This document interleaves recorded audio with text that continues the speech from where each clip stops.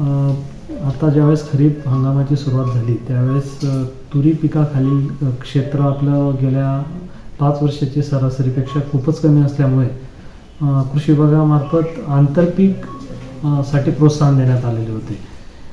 तुरी बाबतीत आपण मिनी किट देखील वाटप केलेले होते शेतकऱ्यांना आणि शेतकऱ्यांनी देखील त्या आव्हानाला खूप असा उत्तम प्रतिसाद मिळाला आणि त्याचाच एक फलश्रुती म्हणून साधारणतः 300 हेक्टरपर्यंत तुरीचं क्षेत्र आपल्या तालुक्यामध्ये खरीपमध्ये होतं.